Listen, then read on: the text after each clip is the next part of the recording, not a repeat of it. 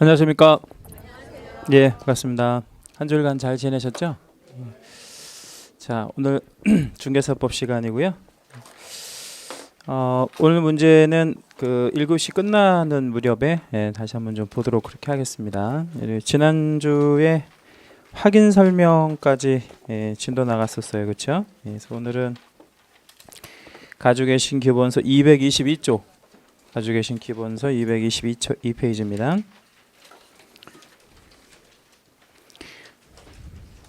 제11절 거래계약서의 작성. 이제 확인 설명을 이제 마무리를 하게 되면 이제 계약서를 써야 되겠죠. 근데 그걸 이제 거래계약서라고 얘기를 하는데 그 계약서 작성 자체가 우리 이제 중개 활동에서는 마지막 단계라고 보시면 될 것 같아요. 그래서 계약서의 작성. 이건 이제 의무 규정이라서요. 한번 좀 읽어볼게요. 26조 1항입니다. 개공은 중개 대상물에 관하여 중개가 완성된 때에는 대통령령이 정하는 바에 따라 거래계약서를 작성하여 거래 당사자에게 교부하고 대통령령이 정하는 기간 동안 그 사본을 보존하여야 한다라고 했습니다. 일단 이제 26조 1항에서 개공의 의무가 여러 가지가 있거든요. 한번 좀 우리가 순서대로 한번 좀 찾아볼게요. 어떤 것들이 개공의 의무가 되겠는지. 첫째, 어떤 게 개공의 의무가 되겠나요?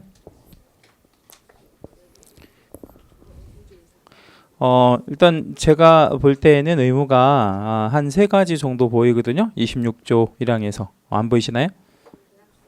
일단은 두 번째 줄에 가운데에 보면 거래계약서를 작성하여, 뭐 이게 하나의 의무죠. 그래서 이거를 이제 우리 서면 작성의 의무라고 얘기를 합니다. 그래서 거래계약서는 반드시 서면으로 작성을 해야 합니다. 서면 작성의 의무.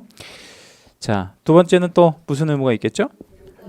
교부하여야 한다 이런 말 나오죠. 교부하여 이런 말. 그러니까 이거는 교부의 의무가 되는 거죠. 서면 작성의 의무, 교부의 의무. 그리고 또 무슨 의무가 있죠? 보존의 의무. 그래서 거래계약서는 일정한 연도를 또 보존해 줘야 되는데 그 일정한 연도가 몇 년이냐면요. 5년입니다. 그래서 거래계약서만큼은 5년간 보존한다. 우리가 이제 보존 서류가 3가지가 있는데요. 보존 서류 3가지가 있는데 그 우리 오른쪽 보조단에다가 이제 좀 먼저 나왔으니까 한번 좀 정리 한번 해볼게요.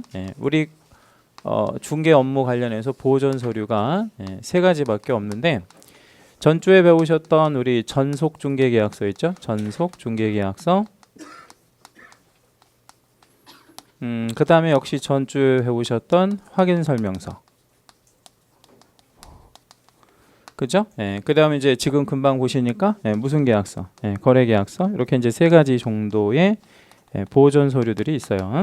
전속 중개 계약서가 몇 년 보존한다 그랬죠? 3년. 그다음에 확인 설명서도 3년 보존합니다. 근데 요거 거래 계약서만 몇 년을 보존하냐면 5년을 보존합니다. 이거 이왕 적었으니까요. 원본이냐 사본이냐 이 부분도 한번 좀 적어 보도록 할게요. 그래서 전속 중개 계약서는 일단 힌트를 좀 먼저 드리면 당사자가 누구하고 누구가 전속 중개 계약의 당사자죠? 의뢰인하고 개공과 의뢰인이 계약의 당사자죠. 그러면 이거 원본 사본. 이건 원본을 보존을 해줘야 됩니다. 왜 원본을 보존해야 되냐면 개공 자체가 일방 당사자니까 계약의 당사자니까 원본을 보존하는 겁니다. 그 다음에 이제 확인 설명서는 우리 몇 년을 아주 3년 보존하는데 원본 사본이냐면 얘는 사본을 보존해요. 얘는 왜 또 사본을 보존하냐면 그 원본은 누구한테 줘야 되겠어요? 당사자들 줘야 되니까. 그리고 거래계약서도 지금 금방 보니까 무슨 본을 이제 보존하라고 그러냐면 4번. 원본은 당사자 줘야 되고. 그래서 보존 연도로 따지면 거래계약서가 중요하고 원본으로 보존하는 건 전속중개계약서가 중요하고 막 그렇게 이해를 좀 해주시면 되겠어요. 그래서 우리 과목에서 보존 연도가 있는 건 요거 3가지밖에 없습니다. 2항 넘어갈게요. 26조 2항. 25조 4항의 규정은 그 25조 4항의 규정이 뭐였냐면요. 이런 거였어요. 전속 그 중개계약서에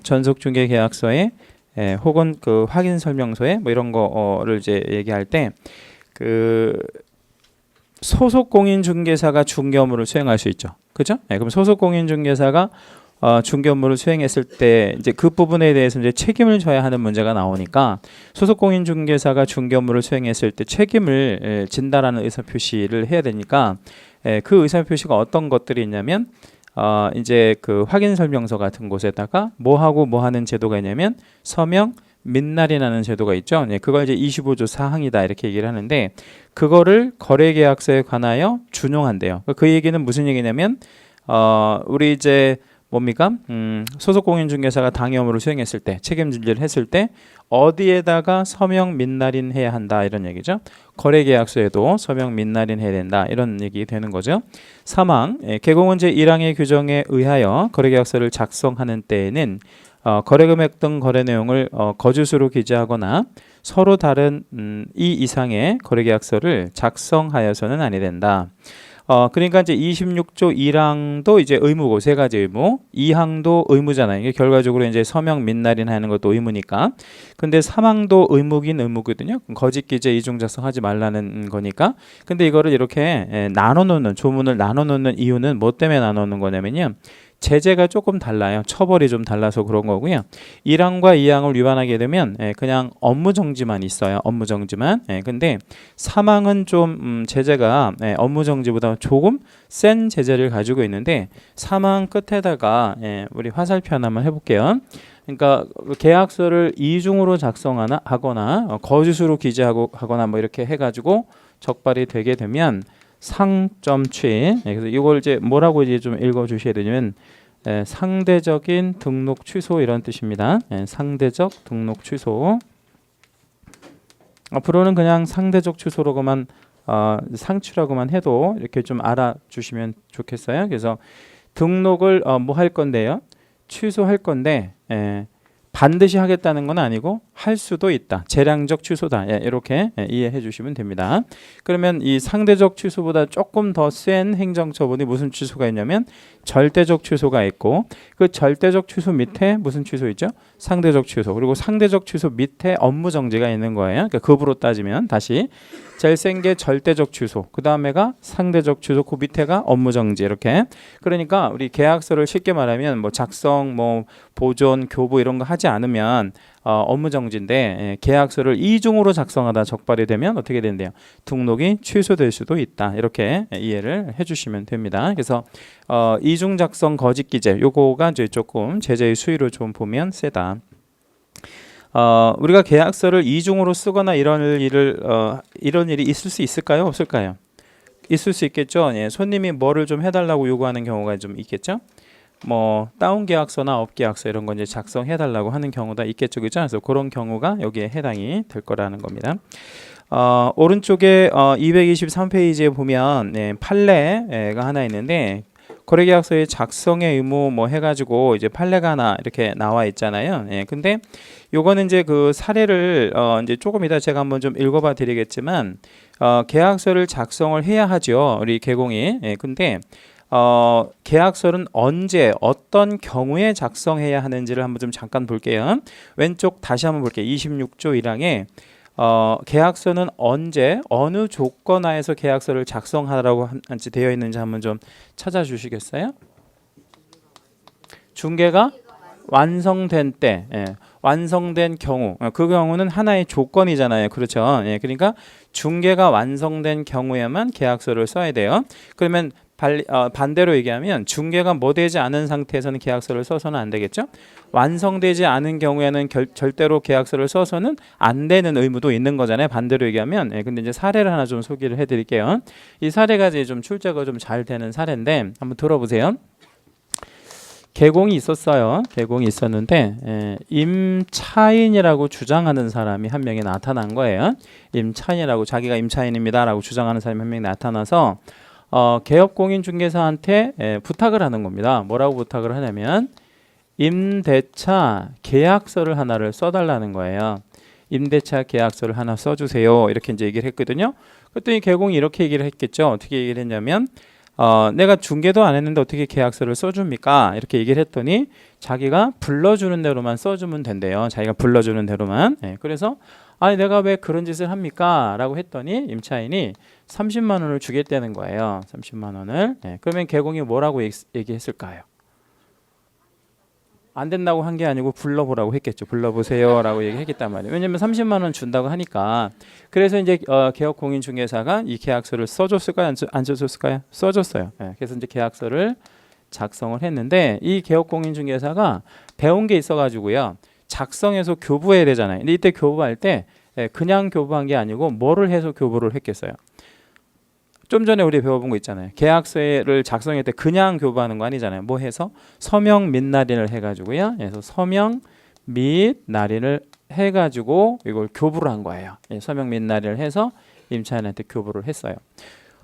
근데 이제 이거가 문제가 됐던 거가 뭐가 이제 문제가 되냐면 이 임차인은 이 계약서를 가지고요. 뭐를 또 받았냐면 확정일자를 받았어요. 무슨 계약서에다가 확정일자를 받았죠? 임대차 계약서에다가 확정일자를 받은 거예요. 그럼 임대차 계약서에다가 확정일자를 받으면 뭐가 생기죠?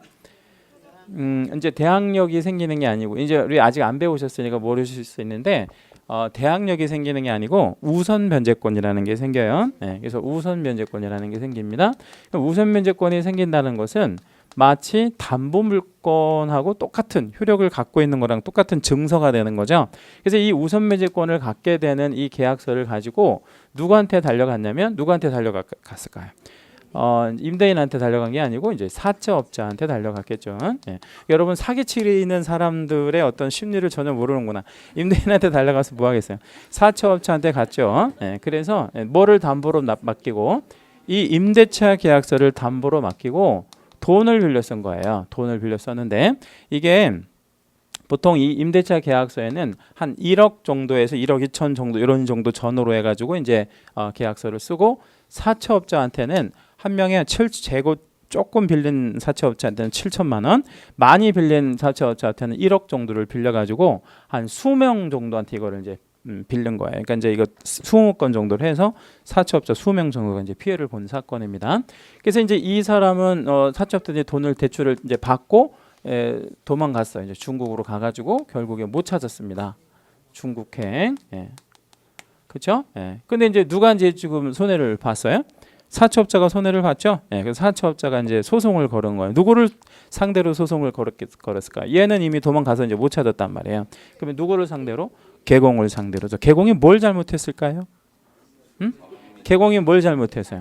서명 민날인 한 것이 잘못이죠. 서명 민날인. 그러면 사채업자는 뭐를 믿었다라고 주장을 했냐면 서명 민날인은 일반인들로 하여금 개공이 서명 민날인 한 것은 이 계약서가 진정으로 작성되었을 것이다라고 신뢰하죠. 얘가 일반인이잖아요. 그러니까 이 사채업자의 신뢰 이익을 보호해줘야 된다라고 대법원이 판시했고요.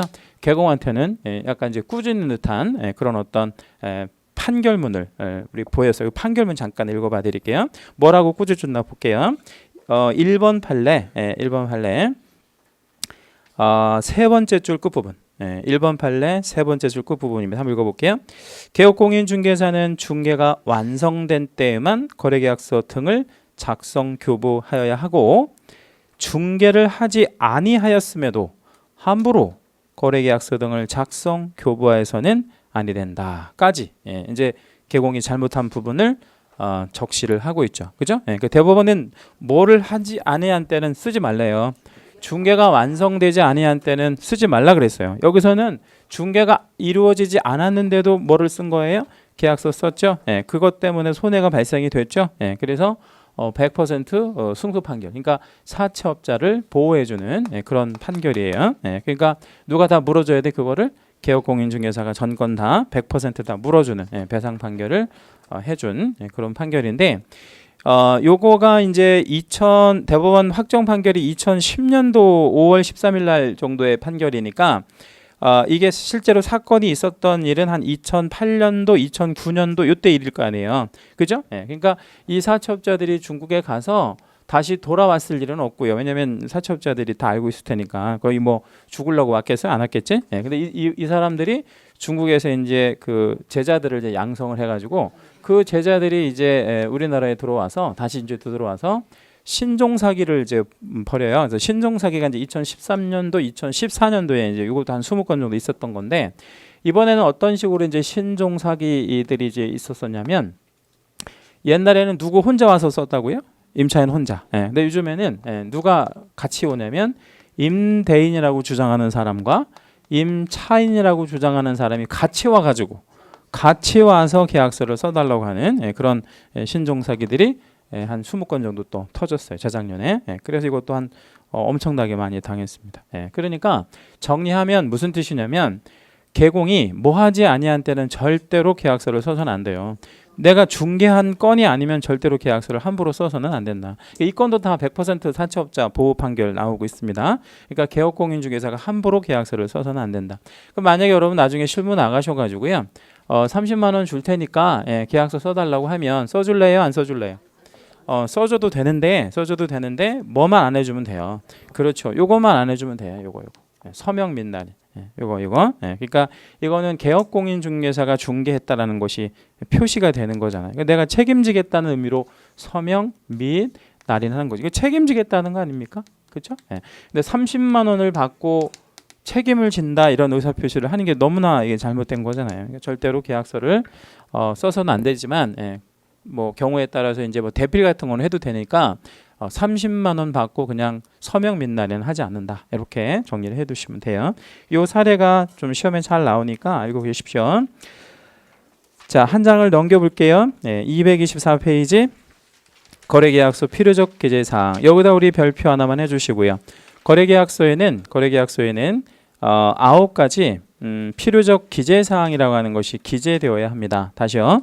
거래계약서에는 9가지 필요적 기재사항이라고 하는 것이 기재되어야 하는데 그거가 이제 필요적 기재사항이다 이렇게 이해하시면 되고요. 1번에 보면 거래 당사자의 인적사항을 기재해 줘야 됩니다. 거래 당사자의 인적사항. 여기서 인적사항이 만약에 기재가 되지 않으면 계약 자체가 불성립되겠죠. 누구랑 누가 거래하는지 모르는 계약이라는 건 없으니까.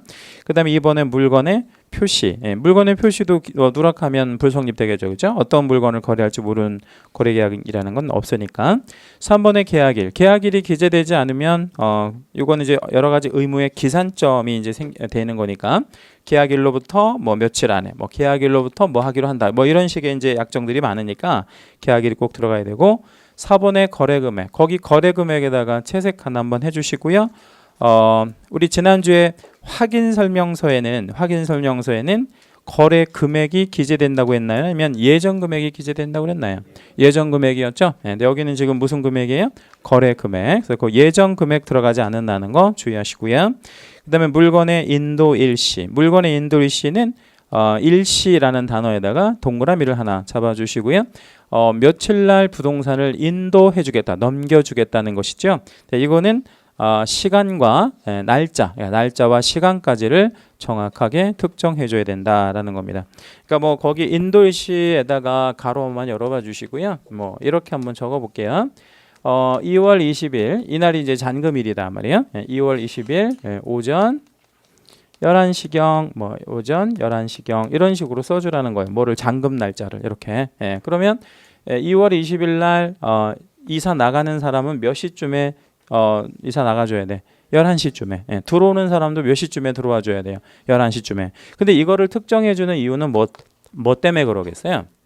만약에 2월 20일 날이 잔금일이라고 가정해보죠. 그러면 이거를 만약에 특정해주지 않으면 무슨 문제가 생길 수 있냐면 여러분이 이사 나가는 쪽이에요. 그러면 몇 시쯤에 나가도 돼요? 이거를 특정해주지 않았어요. 여러분 이사가 나가는 쪽이야. 그럼 몇 시에 나가도 돼? 뭐 11시 59분에 나가도 나가는 거지 뭐. 그렇죠? 그렇잖아요. 그러면 들어오는 입장에서 보면 몇 시에 들어와도 돼? 뭐 새벽에 들어와도 되는 거 아니에요. 그러니까 이게 하루 종일 기다려야 되는 문제가 생긴다고. 근데 하루 종일 누가 기다리죠? 이사 들어오는 쪽에서 기다리겠지. 근데 그 들어오는 쪽에서 기다리는 게 뭐가 문제가 되겠느냐라고 생각할 수 있는데요. 그 이사 업체에서 그거를 만약에 10시간 정도 만약에 기다린다고 생각해 봐요. 그러면 임금이 몇 배 정도 달라고 하겠어요? 2배, 3배 정도 달라고 하겠죠. 그럼 그것도 일종의 중개사고가 되는 거예요. 그래서 시간까지를 정확하게 특정해 줘야 된다. 이렇게 그게 아주 좋은 실무에서는 중요한 일이고 6번의 권리 이전의 내용이라고 되어 있는데 그 권리 이전의 내용도 역시 가로만 열어봐 주시고요. 이렇게 하나만 적어 볼게요. 우리가 계약서의 제목을 매매계약서라고 써볼게요. 한번. 자, 계약서의 제목을 매매계약서라고 썼습니다. 그러면 이 매매계약서의 당사자들은요, 무슨 권리를 이전하겠다라고 하는 합의를 한 거죠. 매매계약서라고 써서 계약서의 이름을 명칭을 그러면 무슨 권리를 이전하겠다고 한 합의를 한 거냐 이거지. 소유권이죠, 소유권. 그래서 소유권을 이전한 거 맞죠, 그죠? 근데 한번 보죠. 우리가 저당권을 이전할 수 있을까요? 잘 생각해봐요. 저당권이라는 권리를 이전할 수 있겠는지. 이전 가능하겠죠. 어떤 권리든지 다 일신 전속적 권리가 아니면 다 이전할 수 있어요. 여러분이 민법 시간에 배우는 모든 권리는 다 이전 가능해요. 양도성을 다 갖고 있습니다. 그러면 이 저당권도 이전할 수 있다 그랬죠. 그러면 저당권 이전하는 합의를 하는 거야. 이것도 거래란 말이에요. 그러면 계약서의 제목을 매매계약서라고 쓰면 된다, 안 된다? 안 되죠. 왜 안 돼요? 매매계약서라고 쓰면 무슨 권을 이전하는 합의라고 그랬죠? 소유권을 이전하는 합의라 그랬잖아. 그런데 이거를 저당권을 이전하려고 하는데 계약서의 제목을 매매계약서라고 쓰면 안 된다는 거죠. 그럼 뭐라고 써야 돼요? 저당권 이전하려고 해. 한번 붙여보세요. 그냥 그대로. 저당권 이전 계약서 이렇게 쓰면 되겠죠. 조금 더 고급스럽게 쓰려면 이렇게 쓰면 되겠죠. 저당권 양도 양수 계약서 이렇게 쓰면 되죠. 그죠? 자, 그러면 이렇게 쓰지 않는다는 거. 그 다음에 하나만 더 해볼게요. 유치권도 이전할 수 있을까요? 유치권도 이전할 수 있어. 아니, 이전할 수 있다고. 그 이전은 제가 어떻게 하는지 보여드릴게요. 점유를 넘기면 돼요. 점유를 넘기면 저당권도 유치권도 다 이전이 됩니다. 얘는 등기하면 되지만 얘는 점유를 이전하면 다 된다고. 어떤 권리든지 다 금방 제가 이전할 수 있다고 말씀드렸죠. 이거 이전할 수 있어요? 그러면 이거 제목을 뭐라고 쓰면 되겠어요? 유치권 양도 양수 계약서 이렇게 쓰면 되겠지. 근데 여기다가 무슨 계약서라고 쓰면 안 돼? 매매 계약서라고 쓰면 안 된다 이거죠. 이해되셨죠? 그래서 어떤 권리를 정확하게 이전할 건지 에 대해서 계약서의 제목을 잘 특정해줘라 이렇게 이해하시면 됩니다. 자, 그다음에 이제 계약의 조건이나 기한이 있을 때는 조건이나 기한을 써줘야 되는데 조건하고 기한은 약간 좀 차이가 있는 거고요. 조건은 장래 불확실한 가정을 조건이라 하고 기한은 확실한 가정을 기한이라고 해요. 그럼 만약에 2월 20일 날 뭐 해결했대. 2월 20일 날 잔금 치르기로 했대요. 그럼 이거는 조건이에요, 기한이에요? 이건 기한이죠. 왜냐하면 2월 20일 날은 반드시 도래하니까, 그렇지? 그런데 뭐 예를 들어서 너가 대금을 지급하면 나는 소유권을 이전해줄게. 이런 조건의 합의가 있었다. 그럼 그거는 조건이죠, 그죠? 왜냐면 상대방이 대금을 줄 건지 안 줄 건지는 불확실한 거니까.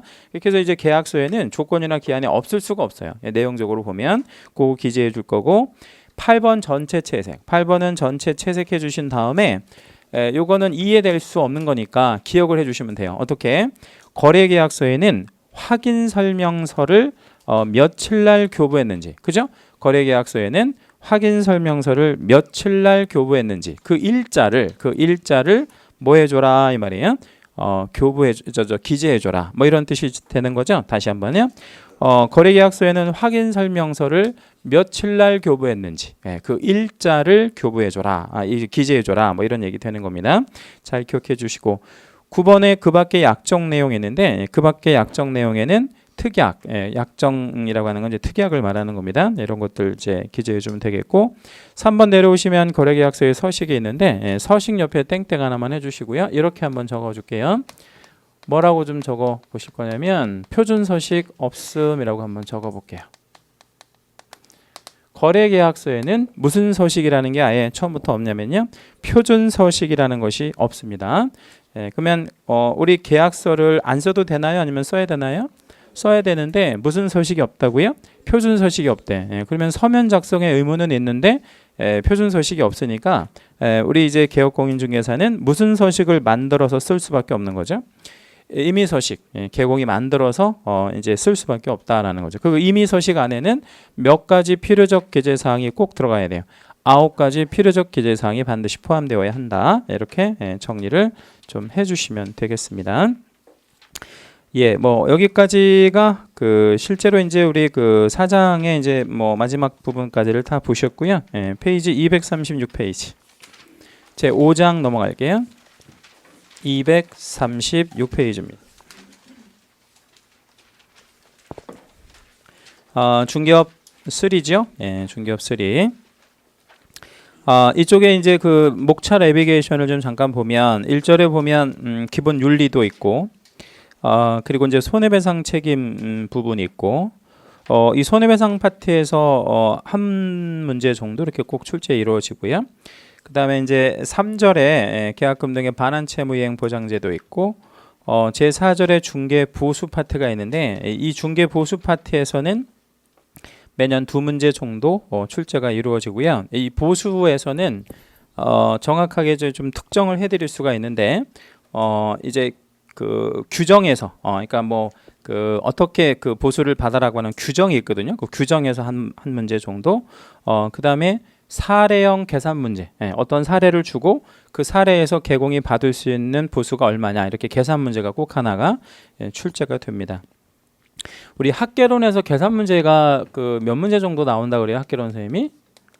학개론에서 계산 문제요. 10문제 정도 나온다고 그래요? 예, 그 10문제 정도면 좀 많이 나오는 경우고요. 뭐 한 7개 정도? 뭐 내외 이런 정도 이렇게 출제가 되는데 물론 많이 나왔을 때는 11문제가 재작년 본시험에 나온 적도 있었고 그러는데 7개 내외 정도 계산 문제가 이제 출제가 되는데 이 계산 문제에서는요. 사칙 연산을 다 하셔야 돼요. 그러니까 그 뭐죠? 뭐 더하기 그 빼기 그 나누기 그 곱하기 이거 다 하셔야 되는데 우리 중개사법에서도 그 계산 문제가 하나 나오거든요. 중개사법에서도 계산 문제가 딱 하나가 나오는데 딱 하나가 나오는데 이 한 문제 딱 하나 나오는데 이거는 사칙 연산 할 필요 없어요. 그럼 뭐만 하면 되는 거냐면요. 뭐만 하시면 되겠어요. 빼기는 할 일이 없고요. 뭐만 하시면 되냐면요. 곱하기. 곱하기 한 번만 해주시면 돼요. 곱하기. 좋죠. 당연히 맞추셔야 돼. 곱하기. 그리고 중요한 건 뭐를 가지고 들어가실 수 있다는 거죠. 계산기, 전자계산기 가지고 갈 수 있어요. 계산기. 그러니까 이거 틀릴 일이 없는 거죠. 그러니까 학개론에서 계산 문제는 혹시 틀릴 수 있어도 요거는 당연히 틀리셔서는 안 돼요. 당연히 맞추셔야 되는 그런 문제입니다. 자, 그 다음에 이제 5절의 금지행위 여기서도 2문제 꼭 나오고요. 금지행위 해서는 안 되는 행위다 뭐 이렇게 이해하시면 되겠고 6절 개업공인중개사 등의 교육 파트가 있는데 여기서도 한 문제 내지 2문제 정도 이렇게 출제가 이루어집니다. 상당히 여기도 중요한 그런 문제라고 보여지는 그런 부분이라고 보시면 될 것 같고요. 오른쪽에 보면 237페이지 아까 말씀드린 대로 뭐 손해배상 파트, 중개보수, 금지행위, 교육 뭐 이런 정도가 좀 중요한 그런 부분이라고 볼 수 있습니다. 한 장 넘겨볼게요. 238페이지 제1절 개업공인중개사 등의 기본윤리 거기서 그 윤리라고 하는 단어 있죠. 맨 제목에 윤리 윤리라는 단어는 동그라미 하나 좀 쳐볼게요. 그래서 이제 이렇게 한번 좀 써보죠. 마음가짐이라고. 윤리는 마음가짐입니다. 그래서 법으로 이렇게 통제하거나 할 수 있는 그런 사안이 아니죠. 그래서 이건 윤리는 말 그대로 마음가짐입니다. 인터넷에 그 동영상이 하나 올라오는 게 있더라고요. 며칠 전에 서울의 무슨 그 지하철역에서 그 시각장애인이 앞에 아예 안 보이시는 분인 것 같아. 그리고 이제 그 선천적 장애가 있던 게 아니고 후천적 시각 장애가 오신 분 같아요. 보니까 그 선천적으로 시각 장애 있으신 분들은 그 이렇게 뭐 그 뭐라고 해요? 이렇게 앞에 뭐 이렇게 해가지고 하는 건 지팡이 같이 생긴 건데 이렇게 해가지고 전철도 타고 다니시고 버스도 타고 다니시고 하잖아요. 근데 그분은 그런 게 그냥 아예 없이 그냥 이렇게 맨 이렇게 다니시다가 전철역에서 이렇게 떨어지셨더라고. 그래서 거기 이제 떨어져가지고 선로에 이렇게 누워 있는데 마침 거기 이제 지나가는 그 해병대 병장 친구 한 명이 그걸 딱 보자마자 뭐 망설이지 않고 그냥 막바로 그냥 이렇게 바로 이제 전철이 들어올 그런 찰나인데 막바로 뛰어내려가지고 그 시각장애를 들어서 이제 올려놓고 또 물론 이제 사람들이 그 이제 그 해병대 그 군인이 이게 구하는 거를 보니까 이제 몇 명 동조 같이 해가지고 끌어올리고 해가지고 이제 결과적으로 다 살았어요. 그 시각장애인도 살고 또 그 해병대 병장도 살고 그랬는데 그걸 누가 시켜서 그렇게 하는 건 아니잖아요. 그렇죠? 예, 그러면 그건 어떻게 되는 거예요? 그건 본인의 윤리 의식이 평상시에 그런 것들이 투철하기 때문에 이제 그런 것들이 이제 그 되는 거 아니겠어요? 그러니까 우리가 그 이론적으로 뭐 시각장애인이 실로에 떨어지면 난 뭐 해야 되겠다라고 생각을 할 수 있어요. 구해야 되겠다라고 생각을 하지만 그게 막상 몸이 이렇게 따라주지는 않을 것 같아요. 그죠? 근데 저 같아도 마찬가지 같아요. 저 같아도 만약에 누가 시각장애인이 실로에 떨어지면 구해야 되겠다라고 하겠지만 순간적으로 생각을 많이 할 것 같아요. 순간적으로 무슨 생각을 할 것 같아요? 저 같으면 죽으면 어떻게 하지? 내가 죽으면 우리 아이들은 어떻게 하지? 뭐 이런 거. 그리고 내가 저거를 기차 들어오는 그 시간 안에 저 사람을 묵고할 수도 있을 확률이 몇 퍼센트 정도는 되지? 뭐 이런 거 저런 거를 다 생각하다가는 이거 볼일 다 보잖아요. 그러니까 그거 자체가 윤리 의식이 그만큼 뛰어난 친구이기 때문에 그런 것들을 했다라고 저는 생각이 돼요. 근데 그거를 그렇게 하지 않았다고 해서 그때 당시에 거기 그 CCTV에 이제 그 등장하는 인물들이 한 4-50명 되는데 누구도 그 부분에 대해서 지탄할 수는 없잖아요. 그렇죠? 그 윤리 의식이라는 것은 바로 그런 거라는 겁니다. 그래서 29조의 이제 1항과 2항은 다 윤리에 그러니까 본인들이 알아서 할 문제이긴 한데 법으로 이거를 규제하거나 통제하거나 규율하거나 할 수 있는 그런 문제가 아니라는 거. 이게 이제 윤리라는 겁니다. 한번 볼게요. 29조 1항입니다. 계공 및 소공은 거기 이제 주어에다가 연결해서 밑줄을 한 번만 잡아주세요. 계공 및 소공 요 두 자의 공통점이 뭘까요? 계공 및 소공의 공통점. 자격증이 있는 거는 공통점이 아닙니다. 지난주도 한번 말씀드렸었는데 이거 그죠? 왜냐면 이제 개업공인중개사에는 부칙상의 경우도 있으니까 자격이 있다 이거는 공통점이 될 수가 없다 그랬죠. 그렇죠? 그러면 이건 어떤 공통점이 있죠? 중개 업무를 수행할 수 있는 그렇죠? 중개 업무를 수행할 수 있는 전문 직업인이라고 하는 공통점을 갖고 있어요. 다시 계공하고 소공은 돈을 받고 그죠? 돈을 받고 계약서를 써줄 수 있는 사람이라는 거죠. 계약서 그죠? 다시 계공하고 소공은 돈을 받고 뭐를 써줄 수 있는 사람이네? 계약서를 써줄 수 있는 사람이에요. 그게 많지 않잖아. 그죠? 돈을 받고 계약서를 써주는 사람이 많이 없죠. 그러면 이 돈을 받고 계약서를 써줄 수 있는 사람들이 굉장히 전문적인 직업인이잖아요. 그래서 세 가지 품위에 해당이 되는 의무가 있대요. 그걸 한번 우리 순서대로 한 번만 좀 찾아볼게요. 뭐가 있죠? 첫째, 첫 번째, 신의보다 더 앞에 품위를 유지해야 할 의무가 있어요. 품위 유지의 의무가 윤리의 첫 번째 의무입니다. 품위 유지의 의무가 있어요. 그러니까 계공하고 소공은 그러니까 딱 봤을 때 뭐가 좀 있어야 된다는 거예요. 품위가 있어야 된다는 겁니다. 우리 대통령에 대한 언급을 우리 헌법에서 하고 있거든요. 대통령의 언급은 우리 헌법에서 그러니까 대통령은 헌법기관입니다. 그런데 헌법 어디를 보더라도 대통령이 품위가 있어야 된다 이런 얘기 없어요. 품위가 있어야 된다 이런 얘기 없거든요. 국회의원도 우리 헌법기관인데 국회의원도 품위가 있어야 된다 이런 거 없습니다. 그러면 장차관은 있나? 없어요. 그 누구한테도 품위 의무가 있지 않아요. 근데 누구한테 품위를 지켜라는 의무를 법률적으로 이렇게 부담시키고 있죠. 계공하고 소공에게 품위를 지켜라라는 의무를 부담하고 있어. 엄청난 의무를 부담하고 있는 거죠. 그 다음에 또 무슨 의무를 또 부담시킬 수 있죠? 신의와 성실. 이게 두 번째 윤리에 해당이 되는 의무입니다. 신의 성실의 의무. 그리고 공정하게 중개 관련 업무. 요게 공정 중개 의무라고 얘기를 하는데 이것도 소위 말해서 무슨 의무예요? 이것도 소위 말해서 윤리에 해당이 되는 의무가 됩니다. 그러니까 세 가지 다시 한 번만 좀 읽어봐 주실래요? 뭐가 품위 유지, 그다음에 신의 성실의 의무, 신의 성실의 의무, 또 공정 중개 의무. 요 세 가지를 우리가 윤리라고 얘기합니다. 그러면 질문 드릴게요. 계공하고 소공이 품위를 지키지 않았다고 해서 업무 정지할 수 있나요?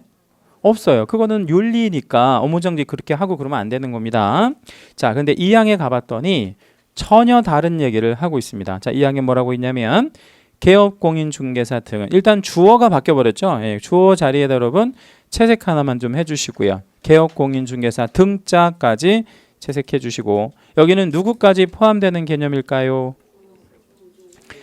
중개보조원까지 다 포함되는 개념이다. 그러니까 1항과 2항의 차이는 어떤 차이가냐면 1항은 누구를 빼고 얘기하고 싶은 거예요. 1항은요. 중개보조원 빼고 싶었던 거고 2항은 누구까지 포함하고 싶은 거예요. 중개보조원까지 포함하고 싶은 그런 개념이라고 생각하시면 되고 이번 및 다른 법률에 특별한 규정이 있는 경우를 제외하고는 업무상 알게 된 비밀을 누설하여서는 아니 된다. 예, 거기다 우리 채색 한번 해볼게요. 업무상 알게 된 비밀을 누설하여서는 아니 된다.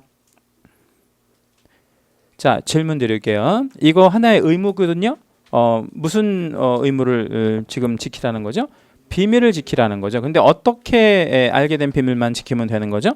업무상 알게 된 비밀. 그러니까 우리가 뭐 사적으로 알게 된 비밀 이런 거 빼고 업무적으로 알게 된 비밀은 꼭 지켜야 된다. 언제까지 지키라고 이제 했냐면요.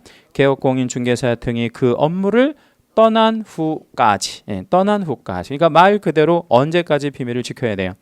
죽을 때까지 기한 없는 의무가 됩니다. 그런데 아까 우리가 29조 1항은 이제 말 그대로 그 윤리니까 제재할 수 없다고 그랬죠. 법률적으로. 그런데 2항은 조금 달라요. 왜 2항은 다르냐면 비밀을 누설하게 되면 그 비밀 누설 때문에 막바로 뭐를 보는 사람들이 생겨날 수 있죠? 피해를 보는 사람들이 생겨나기 때문에 예를 들어서 시각장애인이 이렇게 있는데 시각장애를 밀어버린 거예요. 시각장애를 밀어서 전철 밑으로 떨어뜨리게 만들어서 그 사람이 만약에 사망에 이르렀다. 그러면 그건 그냥 둬야 돼? 아니면 처벌해야 돼? 당연히 처벌해야지. 그것처럼 이 29조 1항은 피해를 보는 사람들이 생겨날 수 있기 때문에 이거는 아주 강력하게 처벌을 하는데요. 그 1항 끝에다가 가로 열어주세요. 그래서 이거는 처벌을 하게 되는데 1년 이하의 징역이나 1,000만 원 이하의 벌금형을 가하고요. 이게 시험에 되게 잘 나와요. 1년 1천. 이게 왜 잘 나오는지는 조금 이따 이제 좀 말씀드리도록 하고, 자 하단 내려오시면 품위 유지, 신의 성실의 의무 관련해 가지고 윤리에 해당이 되는 것들이 네 가지가 있는데 1번 품위 유지, 2번 신의 성실의 의무, 3번 공정 중개 의무, 그다음에 4번에 보면 선량한 관리자의 주의 의무 이런 말 나오죠. 그 선량한 관리자의 주의 의무는 29조에는 없는 의무잖아요. 그럼에도 불구하고 책에 써 있는 이유는 이게 있다라는 얘기가 되는데 제목 옆에다가 선량한 관리자의 주의 의무 맨 옆에다가 오른쪽 옆에다가 땡땡 하나만 해주시고요. 이렇게 한번 적어주세요. 비명문의 의무다. 이렇게 한번 적어봅니다. 이 선량한 관리자의 주의 의무는 뭐 되지 않은 의무라는 거죠. 명문화되지 않은 의무라는 거죠. 명문화되지 않은 의무. 그러니까 비명문의 의무다 이런 뜻입니다. 그러니까 명문화되지 않은 의무다. 유일하게 우리 개업공인중개사에게 부담되어지는 유일한 비명문의 의무다. 명문화되지 않은 의무. 이거를 선량한 관리자의 주의 의무다. 이렇게 이해하시면 되는데 그럼 이런 의무들이 규정도 없는데 왜 부담해야 되느냐? 오른쪽 판례를 보니까 판례 제목에 뭐라고 그랬어요? 개업공인중개사의 선관주의 의무라고 되어 있죠. 그 제목에다가만 다시 한번 채색해 주시고요. 판례가 지속적으로 개공에게는 무슨 의무가 있다라고 판시하고 있는 거죠. 선관주의 의무가 있다라고 판시하고 있는 겁니다. 그래서 이거를 비명문의 의무 혹은 판례가 인정하는 의무다 이렇게 이해하시면 됩니다. 선관주의 의무가 어떤 의무인지를 좀 잠깐 보여드릴게요. 거기 핸드폰 좀 잠깐만 빌려줘 볼래요? 저를 잠깐만 봐보세요. 제가 지금 손에 핸드폰을 하나 가지고 있는데 이 핸드폰이 제 게 아니고 앞에 있는 친구가 제가 잠깐 빌려달라고 했거든요. 근데 제가 이거를 어떻게 관리해야 되죠? 제가 잠깐 여러분들한테 뭘 좀 설명드리려고 보건 중에 있어요. 그럼 이거 어떻게 관리해야 되죠? 제가 이제 이거를 잘 관리해야 되잖아요. 근데 이 잘 관리한다는 거를 조금 어려운 말로 뭐라 그래요? 선량한 관리자의 주의 의무라고 얘기합니다. 그럼 질문 드릴게요. 저는 이 핸드폰을 제 핸드폰처럼 관리해야 하는 것이 선량한 관리자의 주의 의무이다. OX. X. 자, 왜 X일까요? 이게 제 게 아닌 이상 이거를 제 것처럼 관리할 수는 없어요. 그렇죠? 그러면 선량한 관리자의 주의 의무라는 건 어느 정도냐면 이 핸드폰 주인이 저한테 빌려줄 때 무슨 생각을 하고 빌려줬을까요? 나는 이걸 잘 갖고 있다가 돌려줄 것이다라고 생각하고 줬겠죠. 그렇죠? 그러니까 그 생각에 벗어나지 않는 정도의 수준에서. 그러니까 이거를 제가 설마 집어 던지거나 발로 밟거나 이러지는 않을 거라고 생각하고 빌려줬을 거 아니에요. 그런 생각하고 빌려주지는 않았죠. 그러니까 그렇게 생각하고 있는 사람 많지 않잖아. 예, 그러니까 그런 정도, 그러니까 평범한 사람들이 지켜야 할 주의 정도, 이런 정도라고 생각하시면 돼요. 그래서 여러분 조심하셔야 될 게 뭐냐면 선량한 관리자의 주의 의무는 내 일처럼, 내 것처럼 관리해야 하는 주의 정도다. 그럼 X예요. 그런 의무는 아닙니다. 예, 그러니까 일반인들이 기울이는 주의 정도라고 생각하시면 돼요. 예, 그런 정도만 알고 계시면 되고요. 한 장 넘겨볼게요. 자, 여기서 이제 문제가 좀 잘 나오는 개념이 하나 있다 그랬는데 아까 우리 비밀을 지키지 않으면 몇 년 몇천의 형벌이 있다 그랬죠? 1년 1천의 형벌이 있다 그랬는데 그게 양가로 이번에 보면 무슨 죄라고 되어 있어요 지금? 반의사 불벌죄라고 되어 있죠. 거기다 우리 채색 한 번만 해주시고요. 별표도 좀 한번 해주시는데 그 반의사 불벌죄가 좀 시험에 잘 나옵니다. 우리 이제 반의사 불벌죄가 어떤 경우인지를 한번 제가 설명을 좀 드릴 건데 이 말이 사실은 되게 어려운 말이에요. 반의사 불벌죄가. 예, 그래서 제가 간단하게 그림을 좀 하나 그려드리도록 할게요. 이 그림을 하나 좀 여백에다 그려놓으시면 좋을 것 같아요. 자, 이 빨간색 선이 있고요. 이 선을 넘으면 죄가 되는 겁니다. 죄가 되는 거고 이 선을 넘지 않으면 죄가 안 되는 겁니다. 예, 그러면 죄가 되면 처벌을 합니까? 처벌하지 않습니까? 처벌합니다. 예, 그런데 죄가 되지 않으면 처벌이라고 하는 개념 자체는 없는 거죠. 그렇죠? 예, 죄가 아니니까 처벌하면 안 되잖아. 죄가 되면 처벌할 것이고 안 되면 안 되는 거. 자, 그런데 죄의 종류에는 두 가지 종류의 죄가 있어요. 어떤 죄가 있냐면 여기서부터 시작을 하는 죄가 있어요. 예, 그러면 처음부터 뭐 하는 죄라는 거지? 처벌하는 죄인데 이게 어떤 특별한 조건을 만나면 뭐 하지 않는 걸로 바뀌어버리는, 처벌하지 않는 걸로 바뀌어버리는 죄가 있어요. 이렇게 바뀌는 거. 이거를 이제 우리 소위 말해서 반의사 불벌죄라고 얘기를 합니다. 네, 자, 그러면 이 반의사 불벌죄는 처음에는 죄였다는 거죠.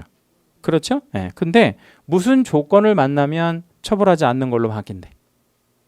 자, 그럼 여기 불벌죄, 그러니까 불벌죄라는 건 뭐예요? 처벌할 수 없는 죄 이런 뜻이잖아요. 근데 앞에 조건을 만들었잖아. 조건이 뭐예요? 반대 의사가 있으면 뭐 하지 않는다? 처벌하지 않는다. 이렇게 이해하시면 돼요. 자, 그러면 질문 하나만 드려볼게요. 우리가 비밀을 지키지 않았어. 비밀을 지키질 않았는데 피해자가 고소고발을 하고 있지 않아요. 다시 우리가 비밀을 업무상 알게 된 비밀을 누설했거든요. 근데 피해자가 고소고발을 지금 하고 있지 않다고.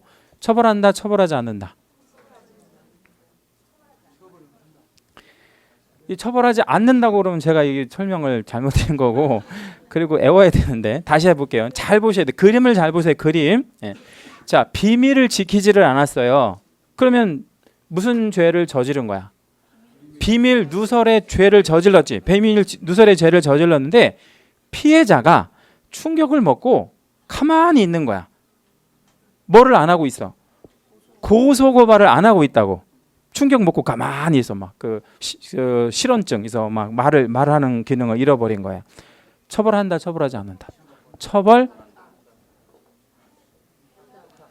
자, 그러면 위치가 어디예요? 비밀을 지금 지키지 않았잖아요. 비밀을 지키지 않았으면 여기잖아요. 그러니까 뭐해? 처벌한다 그래야지. 고소 고발하고 관계없이 처벌하는 거. 고소 고발과 상관없이 처벌하는 거를 무슨 죄? 반의사 불벌죄라고 합니다. 반의사 불벌죄. 왜? 시작이 여기니까. 근데 언제는 처벌하지 않는데. 오히려 피해를 본 사람이 이 사람 뭐 하지 마세요. 처벌하지 마세요. 라고 합의서를 제출하면 처벌하지 않는 죄. 그걸 우리 무슨 죄? 반의사 불벌죄. 요거는 우리 시험 범위에 들어가니까 기억해 주시라고. 시험 범위. 그런데 이거하고 정반대로 움직이는 죄가 있어요. 이거하고 정반대로 움직이는 죄는 뭐냐면 시작을 여기서 시작해. 여기서 해가지고 이렇게 빠지는 죄가 있다고. 이렇게. 그러니까 처음에는 뭐가 아닌 거야. 죄가 아닌 건데 뭐를 만나면 죄가 되는. 이거는 이제 친고죄라고 그래요. 친고죄. 그래서 고소와 친하다 이런 뜻이에요. 고소를 해야만 죄가 되는 거. 지금은 없어졌지만 간통죄 이런 거. 간통죄 이런 것들이 바로 대표적인 친고죄가 되는 거죠. 그러니까 간통을 했잖아요. 옛날 2년 전을 얘기를 해요. 간통을 하면 그게 죄예요? 죄가 아니에요? 죄가 아닌 거지. 자, 왜 죄가 아닌 거예요? 여기 밑에서 시작하잖아. 예, 그러면 우리가 예를 들어서 남편이 간통을 했다 이거예요. 그러면 부인이 이렇게 생각해. 너 간통했어? 나도 할래. 이렇게 해도 되잖아. 아니 만약에 예를 들자면 그렇게 하시라는 게 아니고 예를 들자면 그런 뜻이잖아요. 그러니까 이건 죄가 될 수 없다는 거야. 근데 남편이 만약에 간통을 했다. 근데 부인이 너 그랬어? 나 그러면 고소할래. 해서 뭐를 하면 고소를 하면 죄가 되는 이런 죄를 말하는 거지. 그러면 이 그림을 잘 한번 이해해 보시고요.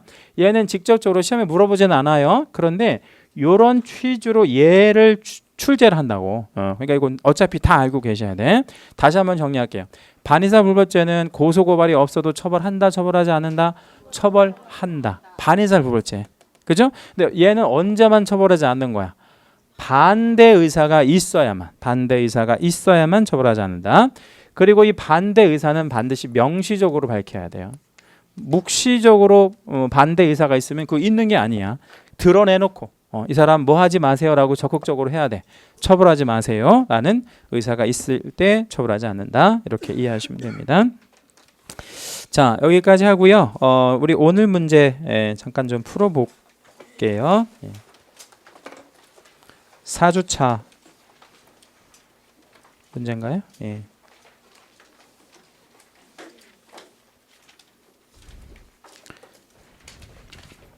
1번.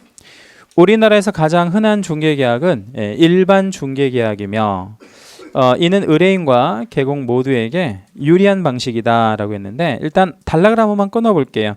일반 중개계약이며 해서 단락 끊어주시고 앞부분만 OX, O, 근데 뒷부분 OX, X. 우리 모두에게 유리한 방식은 아닙니다.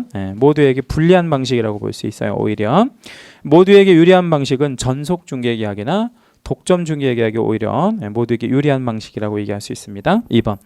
의뢰인은 중개 의뢰 내용을 명확하게 하기 위하여 거래 금액 등을 기재한 일반 중개계약서의 작성을 개업공인중개사에게 요청할 수 있다. 이거 조금 어렵다. 이제 함정이 좀 심하게 걸렸습니다.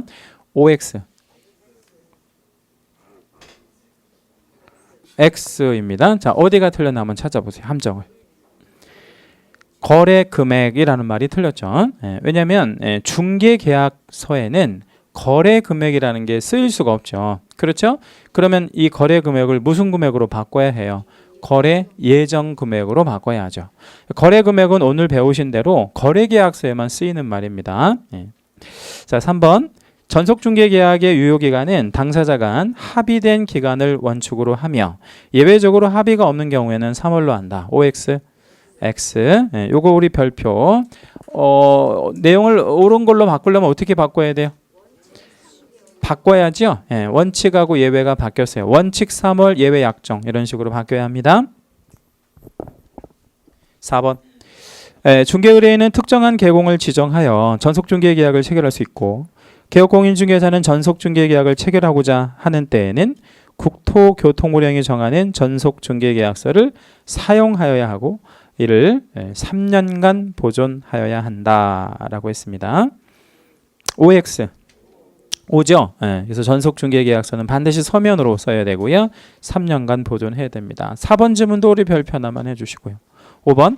전속중개계약을 체결한 개공이 중개대상물의 정보를 공개할 경우에는 각 권리자의 주소, 성명 등 인적사항을 공개해서는 아니 되며 인적사항 공개해서는 안 되죠.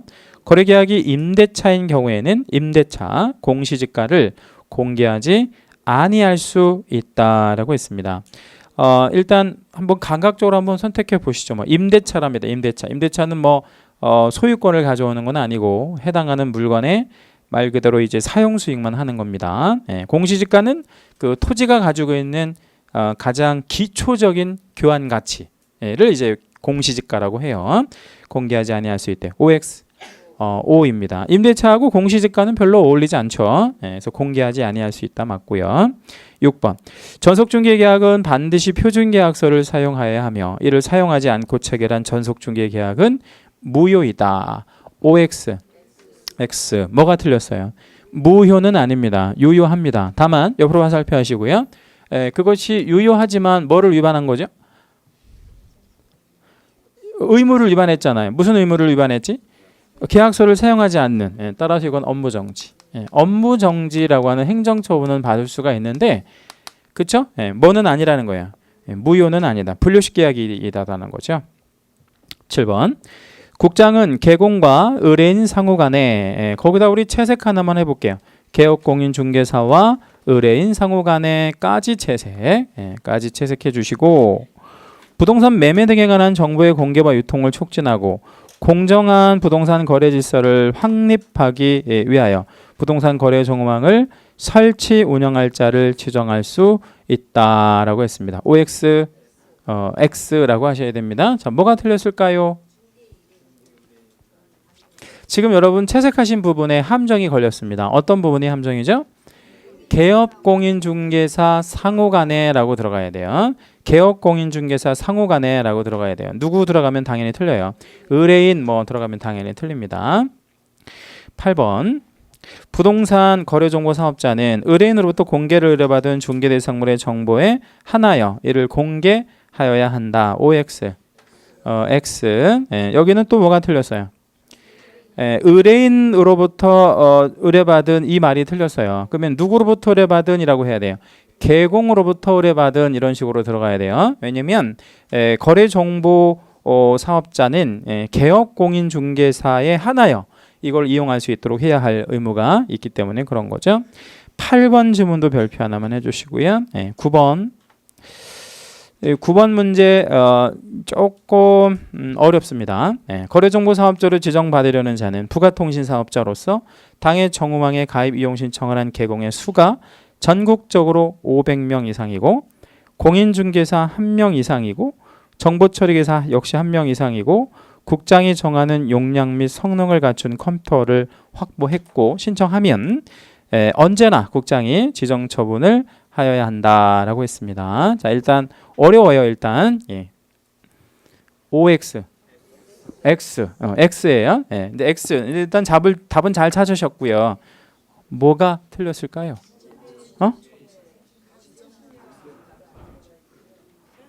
아니요. 지금 정답 아직 안 나왔어. 정확하게 언제나 틀린 거 아니에요. 정확하게. 아니요. 답이 아직 안 나왔습니다. 우리 지난주에 암기하신 것 중에서 가정공용 우리 이거 좀 중요하다 그랬잖아요. 가정공용. 가정공용.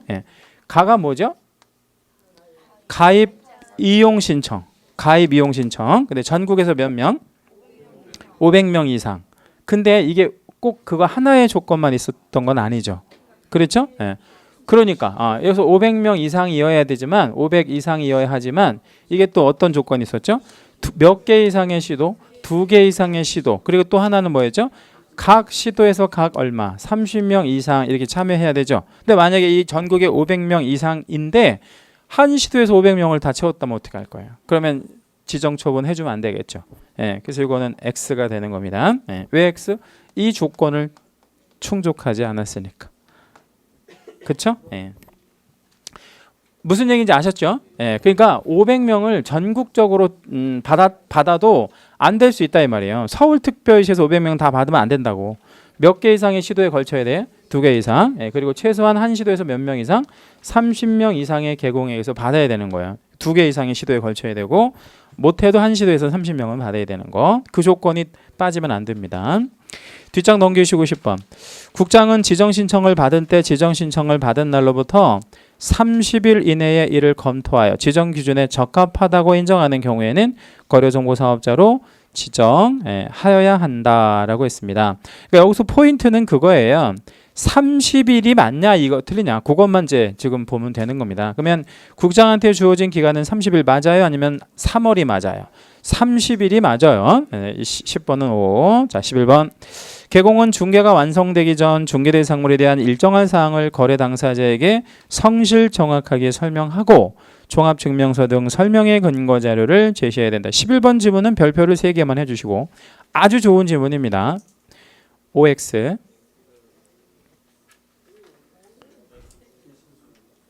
OX 제가 볼 때 한 10% 정도밖에는 이거를 답을 못 찾아내시는 것 같은데 말도 안 되는 소리를 써놓은 거죠. 예, 자, 뭐가 말도 안 되는 소리를 써놨을까요? 예? 거래 당사자에게가 말도 안 되는 소리입니다. 지난주에 제가 그토록 이렇게 중요하게 강조했던 게 뭐였냐면 확인 설명은 누구한테 하는 거라고요? 취득 의뢰인에게 하는 거라 그랬어요. 그렇죠? 예. 누구한테 하는 게 아니고요. 거래 당사자에게 하는 게 아니에요. 확인 설명은 누구한테 한다고요? 취득 의뢰인. 그러니까 첫 줄 끝부분에 일정한 사항을 거래 당사자에게가 아니라 취득 의뢰인에게 이렇게 들어가야 돼요. 자, 12번. 개공은 중개가 완성되어 거래계약서를 작성하는 때 확인 설명 사항을 확인 설명서로 작성하고 이를 거래 당사자 쌍방에게 교부하고 4번을 5년간 보존해야 한다. 요거는 쉽다, 그죠? OX, X. 자, 뭐 틀렸어요? 5년이 아니고 3년 보존해야죠. 확인 설명서 3년 보존하면 나머지 받고. 13. 중개 행위가 무상으로 이루어지는 경우에 개공의 확인 설명 의무와 손해배상 의무는 소멸된다는 것이 판례의 입장이다. OX, X. 무상이든 유상이든 개공의 의무와 책임 이런 것들은 소멸되지 않는다는 것이 판례의 입장입니다. 무상인 중개도 당연히 확인 설명 해줘야 됩니다. 14. 중개 대상 물건의 근저당이 설정된 경우 근저당권이라고 하는 거 있죠? 예, 그거 우리 채색 하나만 좀 해주시고요. 우리 민법 시간에 그게 지금 진도가 나갔는지 어쨌는지 잘 모르겠는데 아무튼 근저당권하고 그냥 저당권하고는 좀 다른 겁니다. 그래서 앞에 무슨 자가 붙으면요, 근자가 붙으면 이거는 장래에 채무액까지 담보하는 굉장히 탄력적인 담보물건을 근저당권이라고 하고, 이 그냥 저당권은 현 채무액만, 그렇죠? 현 채무액만 담보하는 탄력적이지 못한 담보물건을 저당권이다. 이렇게 이해하시면 돼요. 그러니까 원래 모델은 저당권인데 실제 실무에서 거의 99.99%는 근저당권을 설정을 해요. 이유는 뭐냐면 장래, 앞으로 채무액까지 담보하는 거기 때문에, 그러니까 그 사람과 장래에 부담하는 채무액까지를 담보시키는 그런 담보물건을 근저당권이라고 합니다. 일단 근저당권이 머릿속에 들어와 있으셔야 돼. 이 근저당권이 설정된 경우 개공은 채권 최고액을, 거기도 채색 한번 해볼게요. 채권 최고액. 이 채권 최고액은 지금 얼마인지를 중요하게 생각하는 게 아니라 앞으로 얼마까지 찰 수 있느냐 이거를 이제 따지는 거라는 겁니다. 그러니까 장래에 이 개념이 충실한 거죠. 채권 최고액이 됐으니까 설명하면 족한 것이고, 조사 당시 채무액 지금 얼마인지 설명할 의무가 없습니다. 실제로. 그래서 근저당권은 말 그대로 앞으로 얼마까지 찰 수 있는지, 즉 채권 최고액만 조사하면 돼. 그러면 반대로 얘는 뭐를 조사해 주면 되겠어요? 지금 얼마인지 현재 채무액만 조사하면 되겠지. 현 채무액. 근데 근저당권은 앞으로 얼마까지 찰 수 있는지 채권 최고액을 조사해야 될 의무가 있다는 거죠. 이것도 우리 별표 하나만 해주시죠. 시험에 아주 잘 나오는 내용이죠.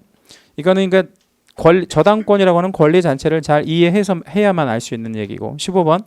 개공은 중개 대상물에 대하여 중개가 완성된 때 거래계약서를 작성하여 거래 당사자 쌍방에게 교부하고 그 사본을 3년간 보존해야 한다. OX, X. 뭐가 틀렸어요? 3년 아니고 5년이죠. 거래계약서만 5년 보존한다 그랬죠. 16번. 중개 대상물 취득 시 부담할 조세는 모든 확인 설명서의 공통적 기재 사항에 해당한다. 여러분 거기 그 모든 확인 설명서 공통적 기재 사항이 지난주에 6개 있다라고 말씀드렸는데 혹시 기억나세요? 대권, 금세, 실수. 그러면 대권, 금세에서 세가 뭐예요? 세가. 조세죠, 조세. 그러면 조세니까 모든 확인 설명서에 공통적 기재사항에 들어가죠. 5이죠? 16번 별표. 5입니다. 17. 환경조건. 환경조건이 세 가지가 있죠. 세부 항목이. 뭐뭐 있었죠? 환경조건 세부 항목 3개. 제가 중요하다고 1조, 소음, 진동, 1조 소음 진동, 그 세 가지를 환경 조건이라고 그랬는데, 환경 조건은 세부 확인 사항으로서 주거용 건축물 확인서에만 기재된다라고 했습니다. OX, O. 요거는 세부 맞고요. 주거용에만 1번 서식에만 오로지 쓰여집니다. 요것도 별표. 18번. 중개대상물에 대한 공법상 이용 제한 거래 규제 및 중개수수료, 실비 금액 및 산출 내역은 거래계약서 필요적 기재 거래계약서 필요적 기재 사항이다라고 했어요. 거래계약서의 필요적 기재 사항이다 이랬네. 일단 OX X. 우리 저 공법상 이용 제한 거래 규제 중개 수수료 뭐 이런 것들은 어디에 쓰여지면 되는 것들이죠? 확인 설명서. 확인 설명서의 필요적 기재 사항이라고 보시면 되고요. 이거가 거래 계약서에는 쓰여질 일이 아니죠. X. 19번. 개업공인중개사가 중개 완성 시 작성하는 거래 계약서에는 반드시 서면으로 작성하여야 그 원인되는 법률 행위의 효력이 발생한다라고 했어요. 조금 어렵지만 한 번 더 생각해 보시면 됩니다. 거래계약서를 반드시 서면으로 작성해야 될 의무는 있어요. 근데 그렇게 해야만 효력이 발생한대. OX, X. 분류식이니까 그거는 서면으로 작성하지 않아도 일단 유효하게 성립이 되고요. 만약에 서면으로 작성하지 않으면 업무 정지를 받을 수는 있습니다. 그렇죠? 그 대신 무효가 되거나 불성립이 되거나 그러진 않죠. 잠깐 쉬었다 하시겠습니다.